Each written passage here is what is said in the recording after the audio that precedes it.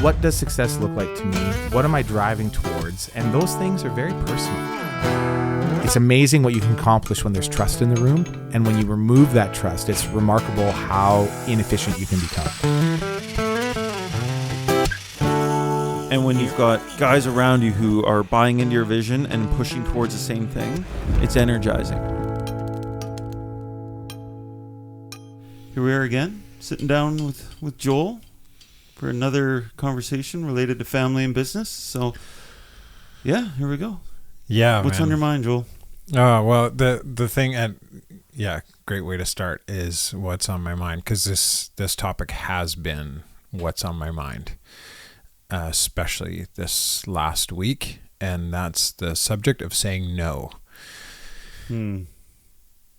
Super critical skill, and not one that's talked about a lot, I don't think, but it happens that a number of the audiobooks and things that I've been going through recently have specifically brought this up, and with enough emphasis that I'm like, I need to pay attention to that. And so I have been, and I feel like every day I realize more and more how absolutely critical the skill of saying no is.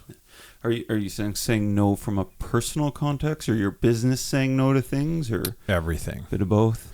Yeah, like the quote that keeps coming back to me, and I'll probably get the wording a little bit wrong, but it was Steve Jobs, when talking about what made Apple great. He said something to the effect of, it's not just what we do that makes us awesome, but maybe even more so what we don't do. Ooh. And so there's a whole bunch of quotes now that different business leaders have used that are to that same effect. Essentially, it's focus. Another quote that's really impacted me over the course of my life is, every yes is a no. It doesn't often feel like that in the moment. Yeah. And so you'll say yes to something, and then later on you find out what the no is. Sometimes. Because your time is finite. Yeah. It's the one, it's the great, it's been called the great equalizer, because it doesn't matter how many gazillion dollars you've got, you've only got 24 hours in a day. Yeah. Same as everybody else. And you don't know how many years you've got. You might have 30, you might have 75. Who knows? Yeah. And so for every human being, using our time wisely is of huge importance. And I'm realizing more and more as our business grows, the number of opportunities that we have expands.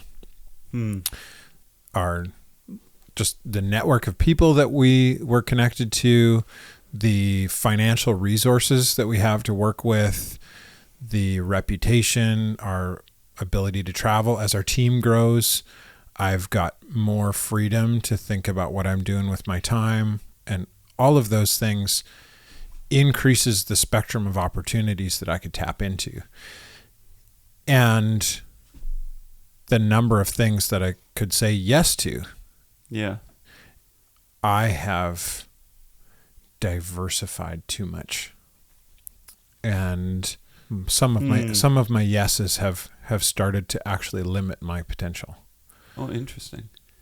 You diversified too much, and your team doesn't have the capacity to... Well, it's not just in the business. I see. Yeah. In my life, like when I say yes to, so for example, I've been on the board of a nonprofit here in town for the last number of years, and I've realized that that's been a sacrifice for my family and a sacrifice for my business. And even though it's a good thing, like I really believe in volunteering, I really believe in giving to community, but I also think that should be strategic. Like, go where you really bring value, and think about how that intermeshes with the other things in your life. And I just realized, man, this isn't a good fit. Like, I don't think I'm contributing a ton of value that other people couldn't contribute without me. And it is having a negative impact on other stuff that I'm doing that I would say is more important. And so actually, I just hit the end of my term on the board with this nonprofit. I've told them, I'm not coming back. And man, that feels good, actually. Yeah. A hard decision. I sat and I stared at the screen on my computer for an hour trying to figure out what to say to this email when they said, hey, do you want to let your name stand for another term? And I was like,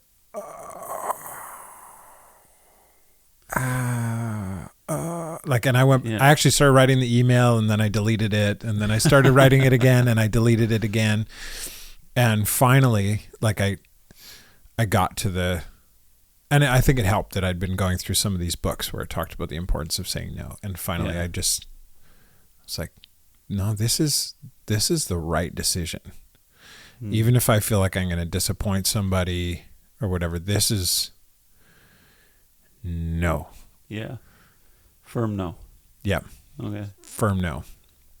And I think there's more in my life that needs that.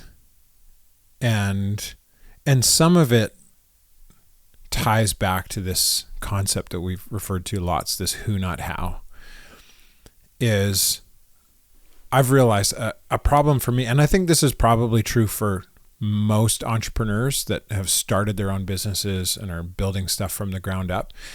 At the beginning, you wear all the hats. You do all the things. And so as the business grows and as your team expands, and there's increasingly other people that can handle things, you have to learn to say no to doing stuff that you've always done. Yeah. And for me, that's been a real hard one, especially for things where I feel like I might do it better than the person that I would hand it off to. Yeah. And so even this week, one of these things happened. There was an opportunity that came up for our company, really great opportunity. And I thought, I'll go do that. And one of the other people on our team said, well, I can do that.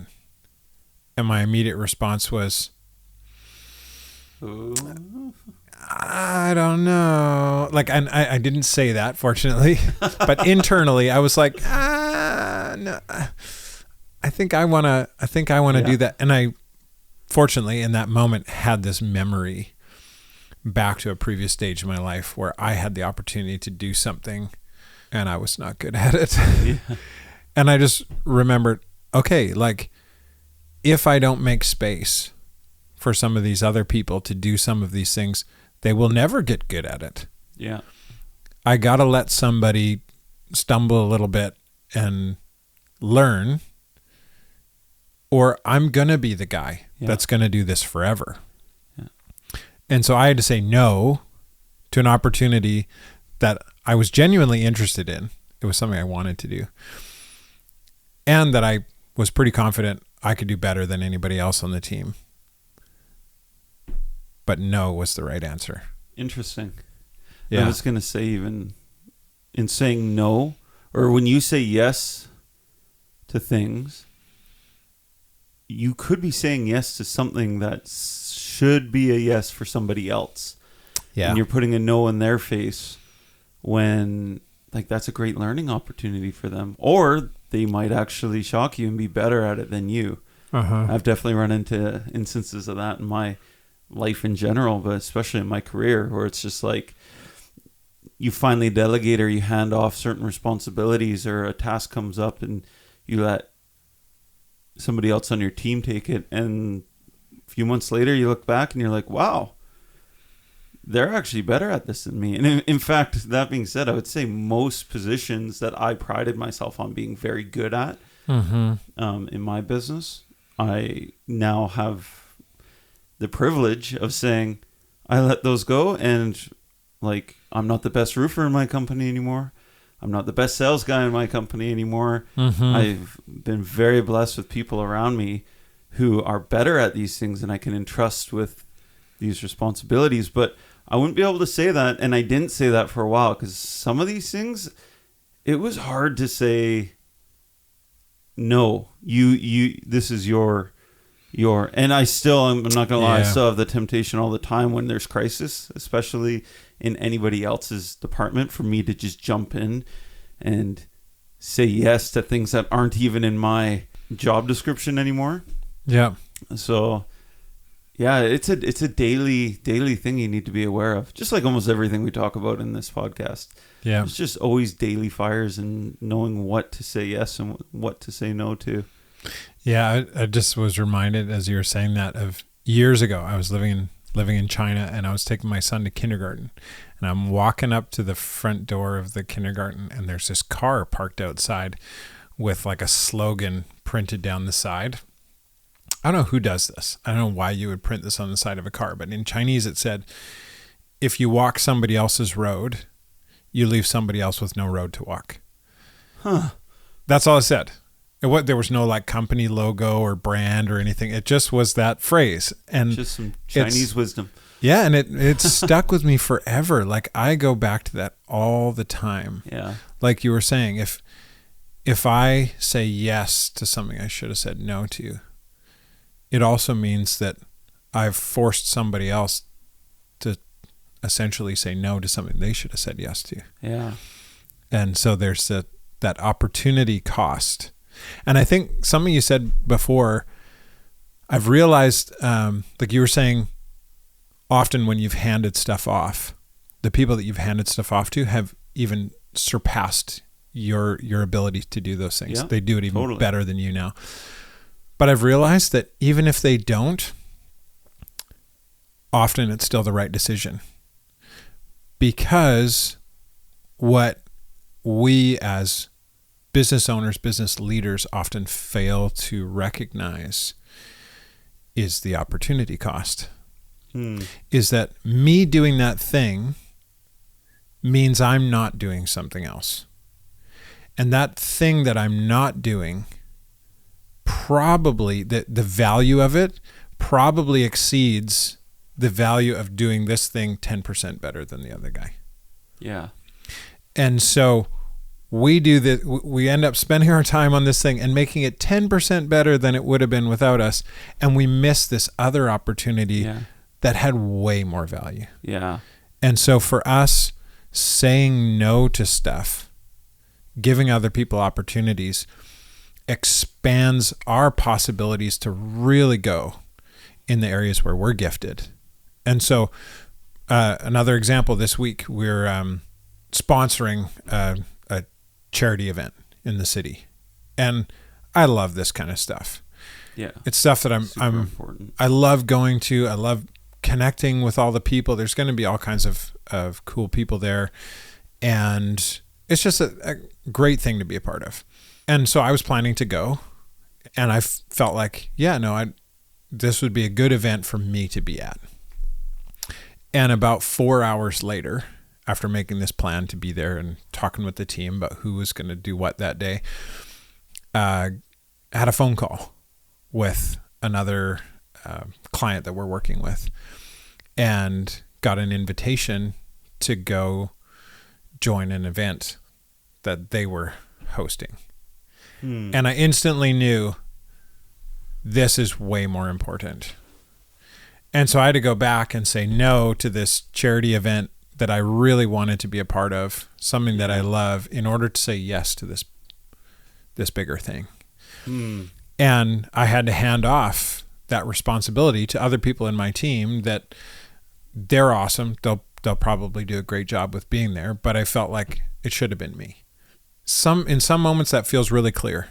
Yeah. Or this is the obvious yes and this is the obvious no. And there's other times where you've got two competing things in front of you and you go, man, I don't know. Yeah. I don't know what to do. But what's the most sinister thing is when stuff comes at you and they go, oh, here's an opportunity. And there's no obvious no associated with it. So, hey, you could do this. This would be interesting. Yeah. But if you say yes to it, now you're taking yourself down a track that's going somewhere. Yeah. So we had a supplier reach out to us this last week, and they're offering us a line of products that we've never worked with before. It would take our company in a bit of a new direction. It sounds really cool, but I got to be asking the question, would saying yes to this sacrifice something more important? Yeah. Is it going to shift your focus from does it align with your strategic plan and where you guys are heading? And it's not obvious. So I got to think it through. Yeah. Because the danger is when it's not obvious that you just say yes, yes, yes, yes. And all of a sudden your company is this diverse puddle of mud that it's like, what are you? There's no clarity. I've been there before.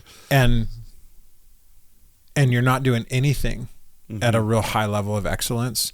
We've got all these offerings and all these opportunities, and we're chasing them all a little bit. And so I'm thinking, okay, like if this is going to be a yes, it's got to really be a yes. Yeah. Like this needs to align with our strategic direction. And I'm going to say yes to this and no to other stuff so that this can really be a yes. Well, I think it's going to be really hard. Like we got to be realistic. It's really hard to say no to things, especially opportunities when your job as the leader of your company is to seek opportunity. Mm-hmm. Because how do you know that what you're turning down right now, it wasn't the path you should take?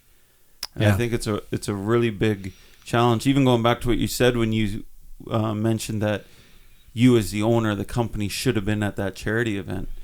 And there is also the added pressure of the role we hold with this. Like you are the brand in a sense. And there's just an extra demand on you. And it's not even so much on you. Again, it's on the role in the position you carry. Mm-hmm. That, CEO or director or president or just entrepreneur in general or business owner. Yeah. Having you attached to these events and stuff, you're going to be pulled and given these opportunities or asked to be a part of so many more things just because of the position you hold. Yeah.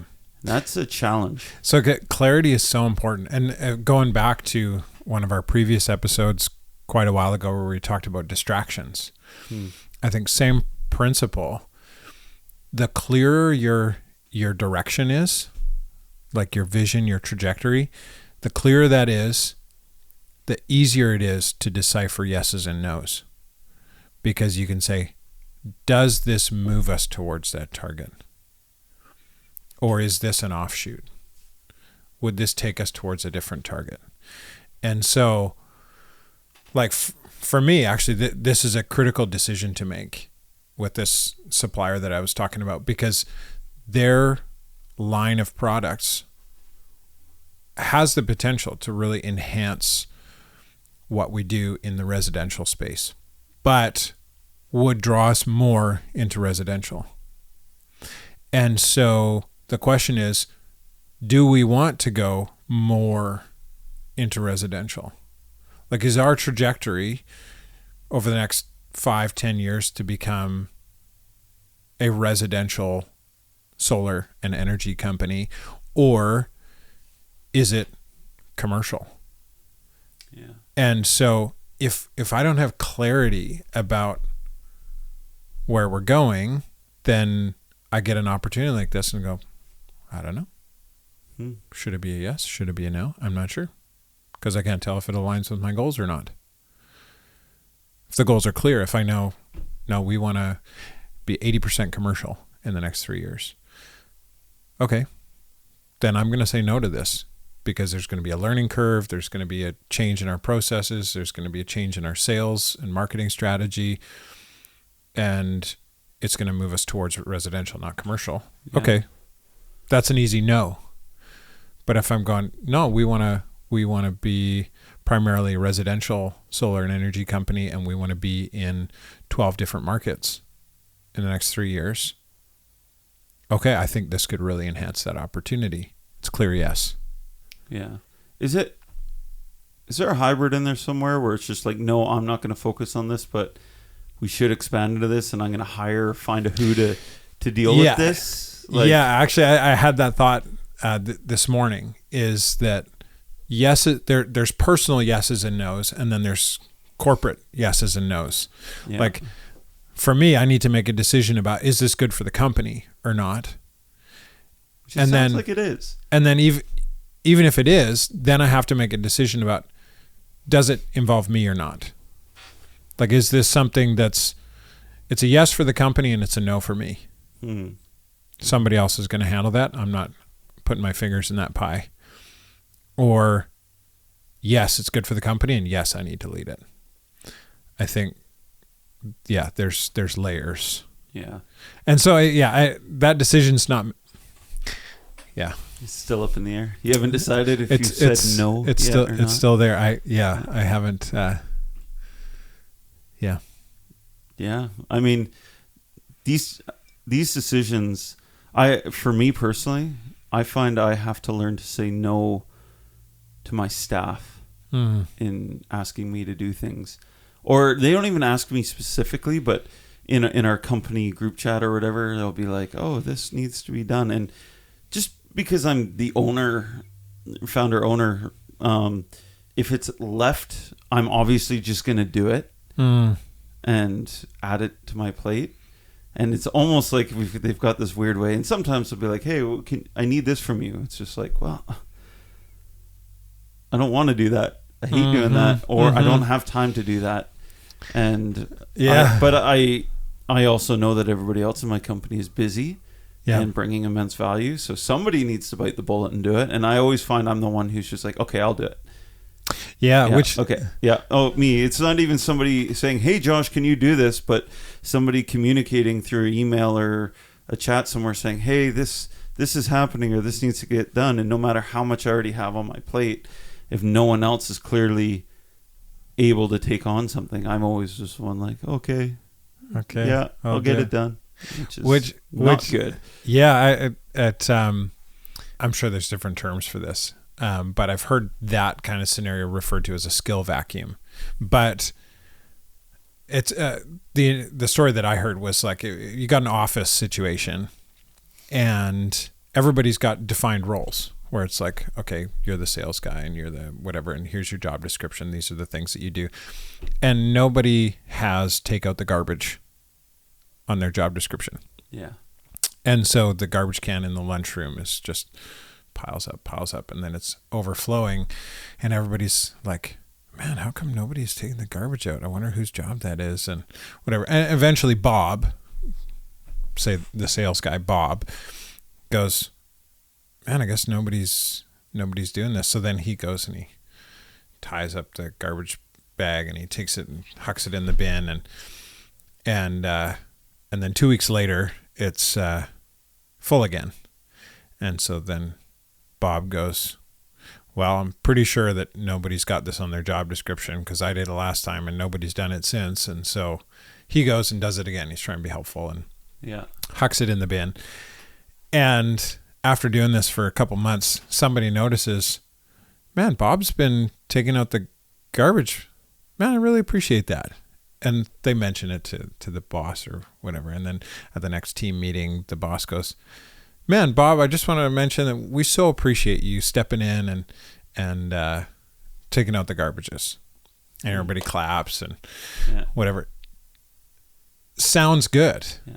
Except that the problem is that if you keep doing things like that in a business, you end up with this fog about who's responsible for what.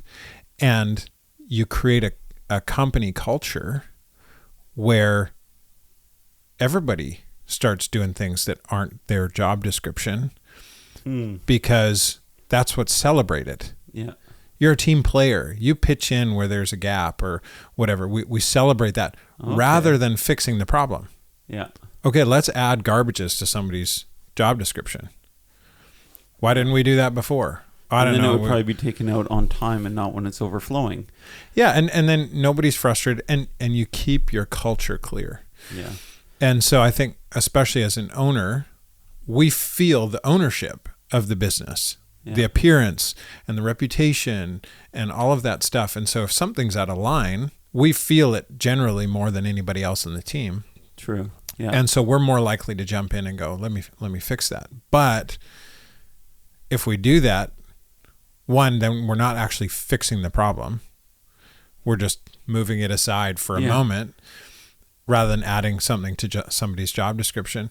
And then that's part of how we end up with 90-hour work weeks and our families going, where are you? I haven't seen you in a while. Yeah. Because we're trying to do the right thing. We're trying to make sure that things look good and we're on top of whatever, and looks good on the surface, but actually is a symptom of something actually not being right. Yeah, it's dysfunctional in a sense. Yeah. And then it becomes an expectation that Bob is going to take out the trash. Yeah. And then when it's not done, it's just like, hey, Bob, and good luck, Bob, on saying no to something that you've now kind of worked yourself into. Yeah. Totally. And That's I think interesting. with the as a leader, you are setting the standard. And so there is something great about having an environment where, like, when something needs to be done, we pitch in. Yes. We don't go, that's on my job description. Yeah. But I think you marry the two, where it's like, hey, nobody's taking out the garbage. I'm going to do it. But as soon as I've thrown it in the bin, I'm going to Josh and I'm going to say, hey, I've noticed nobody's taken the garbage out for the last few weeks. Is there somebody that has that on their job description? No. Okay, let's fix that. Yeah. So there's this cooperative team culture, and let's celebrate the fixing of the thing rather than Bob just doing something that's not his job. And so it's a subtle shift, but I think for us as business owners, actually saying no to some of those things and not just covering them for other people. Yeah. Like, if your sales guy is not keeping up, don't just jump in and cover the stuff that he's dropping off his plate. Maybe step in and do that for 2 days. But on day one, say, I'm going to step in and I'm going to help you get caught back up. But we're going to have a conversation about how this happened and what we need to do so that it's not happening again next week. Yeah. It's really different than just like, oh, yeah, you're messing stuff up and I'll fix it for you. It's, let's build something that solves this. What if your sales guy's overwhelmed by a crazy good amount of leads, but you're not in a position as a company to necessarily hire another salesperson yet? Is that something you step into, or do you delegate it? Or I think it depends on the seriousness and the length. Like, if he's going to be overwhelmed for a week, then okay, yeah, like either you or delegate somebody else. Say, okay, we're going to help John for a week.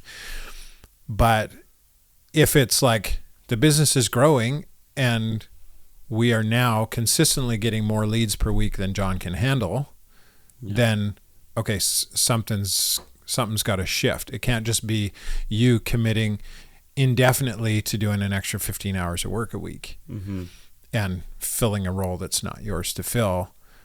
I think delegate it to somebody else, change job descriptions, or find a way to hire somebody. Yeah.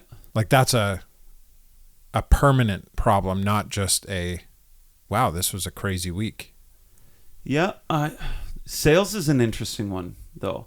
Because if there's something I really struggle to say no to, it's sales. And because, like, you need a good salesman. Yeah. Like, and that's a really hard position to train. And you also, like, especially for us, we're in the customer service industry. Well, the first point of contact and first impression. Yeah. You give your customers, how quick are you getting back to them? What's your service looking like? When they call you, how quick are you getting back to them with, yes, just setting an appointment. But I'm also very, like, because right now we really need to be lining up work. And I've taken on actually quite a large sales role in the company. One, because we just lost a sales guy and I don't want to just hire someone out the gate. But also, if I just leave it all for my guys to deal with, and they call in and my front office girl is like, oh yeah, I'll book you an appointment with this salesman in 4 weeks, then that person's going to go, I'll look elsewhere. Yeah, I'll find someone else. Thanks. Yeah. Or, yeah, okay, thank you. But then we're the last quote they were waiting on. And you're just setting yourself up at an instant disadvantage. Yeah. So, again, saying no to things really is circumstantial. And sometimes you do have to say yes to some things. And I'm definitely taking on way more work than I should right now because it's just circumstantial. Yeah. And businesses ebb and flow. Like I think, but if there's a pattern to it, like the garbage thing, where it's like every week this happens. Yeah. Best case scenario in my mind would be to have that action planned in advance to say, hey, guys, if we ever hit a point where our sales team is overwhelmed, who is going to pitch in? Yeah. Like who is the next in line to jump into the sales process? Is it you? Yeah. Like you can, especially because you've got that experience. Should be. So, but then if you make that decision, then that, if you even have a job description for yourself, you can have that in your job description. Yeah, overflow sales. This is intentional. This is not just me reacting to a crisis situation and not being sure what to do and so just doing it. Mm-hmm. It's, no, we thought about it and we decided that actually the best thing for the business would be for me to be the fallback guy. Yeah. That's different, I think. Okay, yeah. And so what I think a lot of us, myself included, are doing is we're running into these situations every week where there's something that we didn't plan for that happens, and then we do it. Yeah. The season I'm in, probably, I would actually argue it's one of the busiest seasons, and I've got more of a workload than I've ever had. But it is circumstantial. One of the main reasons being one of my managers of an entire market is off on paternity leave. Mm-hmm. And he's got a critical job that needs to be done well, mm-hmm. or else our winter season upcoming is going to suck. Yeah. And that would have devastating effects on the company as a whole. So it's just like, do I just throw somebody into that position to try and cover for him? Or do I just, because I know, because one, me as the owner of the company, I have just a disadvantage in doing sales. When I go talk to a customer as the owner of the company, like I'm not a good salesman, but they like the fact that they're talking to the owner of the company. Mm-hmm. But yeah, I don't know. I've been thinking about this a lot lately, mm-hmm. given the circumstance I'm in right now, because everything we've talked about recently about family and the sacrifice, like I find myself sacrificing substantially so that I can provide for my workers the time offs and stuff that they need. Yeah. But for me to grant my staff what they want and need, some of it is definitely need. Like I believe when you have a kid, you should get at least a small window of time to just stay at home, focus on your family, and be a dad, mm-hmm. Or a mom. Yeah. But like it comes at a cost to me, mm-hmm. and unfortunately, and maybe this is something I just didn't plan out well enough because these things are just gonna come up in life. Yeah. But I'm the only one who can fill certain roles. Yeah. And that's hard. So I don't know. Yeah, and this is a really tricky thing in business because we're trying to be streamlined. We're trying to be super efficient and not have any unnecessary expenses and things. But one of the sacrifices that I think we don't properly recognize that we're making is not having margin.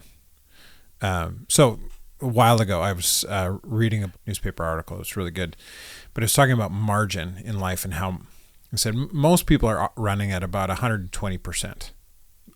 Like especially in the business world, like we're flat out, just go, running hard, exhausted and whatever. And then you can do that for a while, and you're redlining, and then your engine starts having problems, and so then people go, man, I can't keep doing this. And so then they dial back to 100%. But the problem is at 100%, you still don't have any margin. And so what happens is if somebody goes off on paternity leave or somebody gets injured on the job site or heaven forbid gets hit by a bus or something, now there is no capacity to absorb the unexpected because you're already at 100%. And so if you suddenly need to cover some extra things, now you're into the red. Yeah. And I'm in that exact same position. Like we're probably at 110%. So I'm not saying this because I've got it figured out. But what I would love as a business owner is to say like we run at about 90%. So that if something crazy happens and a role needs to be filled unexpectedly, that pushes us maybe still to 110% or something. But we're in a position where we haven't been redlining it for the last 6 months. So if we need to redline it for a little while, we can probably do that. Yeah. But if you're at 120% and then somebody gets hit by a bus and now you're at 150, good luck. And so there's got to be some kind of thinking about that. Like somebody asked me recently, like, oh, do you have any succession plans lined up for your business? And so not just succession as in like me as a business owner selling the business to somebody else, but some of your key guys. Like we've got one guy who's like our technical specialist. Like he's awesome on the details of troubleshooting batteries and like really complex computer systems and whatever. I can't replace him. Yeah. Like if we lost him, I'm not sure what we would do. And so this person was saying, well, you got to think about that as a business owner. Like, because if you don't, and something happens in his family or in his health or whatever, the entire company could collapse. Yeah. And I'm like, oh, man, that's a big deal. And so I don't need to think necessarily about succession planning for all of the roles in my company, but there are some, and it's a big deal. Yeah. And so it's like tying it all back to this conversation about yeses and nos. There are things that I couldn't say yes to even if I wanted. Like this technical thing. Like if we lost a guy, I could not step into his shoes and fill his space. Yeah.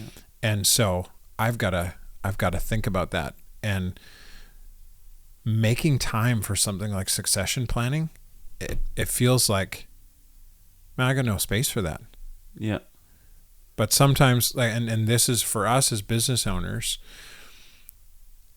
part of the hard part of our jobs is saying no to things so that we can say yes to putting in some of these plans on the back end and figuring out like where are the, I want to say linchpin kinds of things in our business where if this got pulled, everything would unravel. Yeah.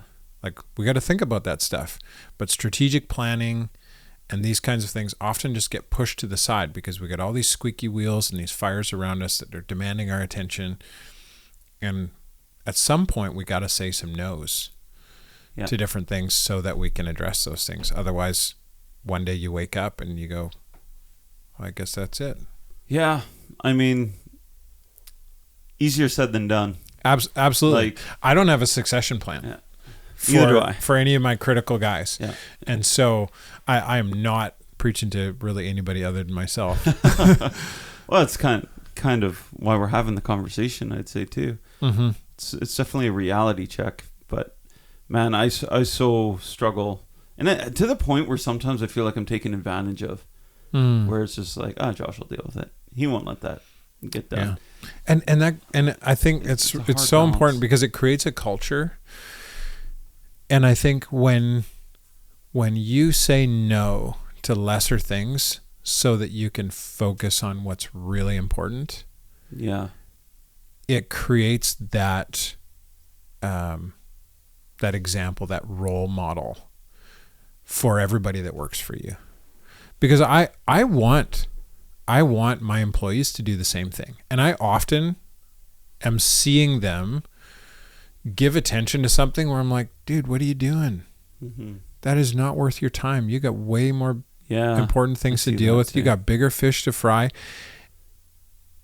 But if they're seeing me model that same kind of behavior, then it's harder for them to catch it in themselves. If I'm modeling, like, always be thinking, like, is this really what I should be doing? Yeah. Then when stuff comes up, they're going to ask themselves that same question. Yeah. And so I think it's a trickle down from the top. The better we are at saying no, the better our employees are going to be at saying no. And the sharper the whole company becomes. Mm-hmm. Do you have an issue with saying no to things that you actually genuinely love doing? Oh, yeah. But they're... Absolutely. Like, they really shouldn't be you that's doing them, but it's like, but I love doing that.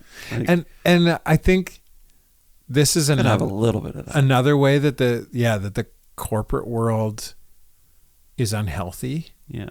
Is like we talked about in our last episode. We were talking about how Wall Street measures stuff with numbers. Yeah. Productivity, revenue, net profit, those kinds of things. But we're human beings who are looking to have lives that are about more than just revenue. Yeah. Profit. And so I think there are things that we should keep in our job descriptions that we could delegate to somebody else and maybe even be more efficient with. Mm-hmm. Because if we, at the end of the day, we just say, no, efficiency is the dominant rule for our operation, then we've essentially relegated ourselves to being machines. Yeah. We are just about pushing out widgets, and that's not what we were made for. Mm-hmm. It's not who I want to be, and it's not who I want my employees to be either. Yeah, same. I want them to love coming to work. I want them to have things throughout the year that they're super excited about doing. Yeah, give people stuff that they love. Yeah. And I think we got to model that too. Yeah, do things you love yourself. Yeah. And the flip side of that, I would say the strongest point for me is like saying no to things that stress me out. Like those are the top of my priority list on things that I should and am getting better at saying no to. It's just like, hey, can I get some answers on these things? It's just like, can you look at this 30-page Excel sheet and give me some answers on this? It's like, no. One, somebody's going to do a way better job at that than me. And two, I'm going to have a headache after looking at that thing for 10 minutes. Mm-hmm. So, no. Yeah, and that I heard in, I can't remember which book it was, but it was one of the ones that you and I both read. It was talking about how procrastination is actually an amazing tool at helping you discern where you're gifted and where you're not. Yeah. And often the things that you procrastinate are things that you just weren't made to do. Mm-hmm. And so, yeah, find somebody who is great at those things and say no to them. Yeah. Like, don't do it yourself. I think that's one of the challenges that we face is discerning. Like, is this a me thing? Because there is stuff that is stressful and really sucks that is definitely an us thing. Like, I think when a job goes sideways and you've got a customer that you need to repair things with, often that comes to us. Mm-hmm. And it's not something that you just push down the chain to some helpless intern or something. But knowing, is this one of those things, or is this just something is not a fit for me? I think different personalities handle all of this differently too. Mm-hmm. Like, I think for me, you were asking before, like, do you have a hard time with saying yes to things that you like to do? And yeah, totally. But I also have a hard time with, like, too often I say yes to things that I even know sometimes in the moment should be a no, because I don't want to create conflict, or I want to please somebody. Like, somebody will say, hey, could we connect and talk about this new product or something, and I'm like, we're not going to use that product. But then somehow I still find myself in a meeting with this person to talk about that product because I was trying to be nice and avoid conflict or something. Yeah. And so certain personalities don't have a problem with that. Some people are just like, no, I don't have time for that. Yeah. And other people are really like trying to navigate this, like, I really want to be nice to you. And I fall too much into that. And so I think depending on who you are, this may come more or less naturally to you in the things that you're running into. But for me, this is an area that I really am having to grow in. Because if I don't, one, I waste a bunch of time because I end up in meetings and conversations that should never have happened. But even bigger risk than that is I end up in a meeting or a conversation that shouldn't have happened, and I get started on a path that goes further. Yeah. And I end up doing 6 weeks of exploring an avenue with our business that I should have never even begun. And so not saying no when you know it's a no is actually, it's really bad. Yeah. You're stealing. Yeah. And you're in a way lying. And I'm saying this to myself because I do this. I know I do this. But in an attempt to be nice, I waste my time and I waste other people's time. Yeah. And I gotta get out of that. It depends on the person too, though, because you'll get people who are like dragging you down, trying to say yes to something, and they know that you shouldn't be doing it, but having those honest kind of conversations. Even just, I think 2 days ago, somebody called our office, and my phone number is not public. And we've got a new girl answering the phones right now, and she goes, Josh, somebody from something needs to talk to you. And I was like, oh, okay. Whenever someone calls for me, take a message. And sure enough, I get on the phone. And it's somebody trying to sell me something, being the owner of the company. And I said no, almost right away. Well, the pushy telemarketer people or whatever. Just, our marketing budget's full. No, I'm not interested. And they just keep grabbing me, right? And my partner comes up behind me and click, just hangs up on them. I was like... Thank you. I didn't have the balls to do it, but you did. Thank you. So it's just, I don't know. You get those people who are just trying to push you into doing something you can do. Like, sometimes you're right. It is as simple as just being like, oh, here's an opportunity. I should say no to it too. But there are also the circumstances and the people out there where people are like trying to force you into work or taking responsibilities or do something that you just shouldn't be doing. And we got to be okay with the conflict of being like, no, sorry. This is either you or find somebody else. Every yes should be really carefully weighed because our time is so valuable. Yeah. And we've got lives depending on us, and we want to do great things. Totally. And so we got to not waste our time on stuff that we know is not going the direction that we want to go. I think just because you have capacity in a free moment doesn't mean you should say yes to filling that. Yes. In fact, I would argue, and we know this from the books we've read, leave some capacity for you to have some downtime and say no, even if you could, even if the time is there. That time is super valuable for your mental health, your mental energy. Like, leave space. Say no, even though you could do it. Still say no. Sometimes we just got to be like, no, I need some me time too. Well, which I think actually something that's really helped me say no to things that I don't want to say yes to is to pre-schedule empty space. So what I'll do is in my calendar, I'll schedule it as a meeting, but it's a meeting with myself. Yeah.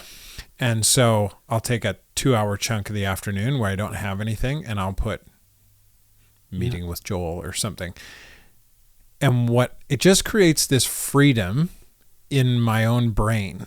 When somebody says, hey, can you do such and such? Yeah. I can feel good about saying, sorry, I can't. I've got a meeting already at that time. And know that I'm not lying. Yeah. Because I won't lie to people. Yeah. And so then I actually do, because I think actually having those meetings with yourself is really important. It's not just a lie that's in your calendar so that you can get out of something else. It's actually, we need those spaces. Yeah. We need time to just sit and go, where am I at with these things? But it's what also needs my really attention? Important that we keep that time sacred. You want to keep that time, and don't just try and, I'm going to put this on my schedule. And then as soon as a fire or crisis comes up, you're like, I got this time. I guess I'll just reallocate it. Yeah, I guess I'll just handle this. But that's the hard part, is having that time. Yeah. But then, can you handle this? Oh, I could. But no. No. And exactly what you're saying right now. Like, I'm even working on my own calendar right now, because my life's been kind of flipped upside down with the recent hire we just did. I have my admin I've given up my calendar, so other people are scheduling my days for me. And it's been really actually life-giving, because they're like, what blocks can we put where for, if you want to, like, where do you want to? And I'm like, okay, well, what do I want? I want to be able to drop my kids off at school and pick them up on certain days. And I schedule that. Mm-hmm. And those things are in priorities. And then the me times, I schedule them. Yeah. And I say, these times, don't book anything here, because this is me time. And then also leaving a little bit of capacity for other things. But yeah, it's really good. That's so good. Scheduling that me time. That's great advice. Because yeses are no's, and no's are yeses. Yeah. It's like, by saying no to something, it creates space to say yes to something else. And by saying yes to picking up your kids, makes it easier to say no to other stuff that would fight for that same time. And so it's all about being proactive. I think that's the summary of all of it, is like, we have limited capacity and we got to decide what we're doing with it. Yeah. And not be like a boat tossed around on the waves, where it's like, I have no control of what's happening to my own life. Like, decide what your yeses are, decide what your no's are. And that has been like just forefront in my mind these last couple of weeks. I'm like, I can do this. I don't have to let all these other people set my priorities for me. I can say yes. I can say no, even to myself. And it's powerful. Yeah. Saying no to yourself, that's almost a whole nother episode. So. Easily. Yeah. Easily. Yeah. Okay. Well, we should wrap it up there. Yeah. That was really good. Thanks, Joel. Yeah. Thanks.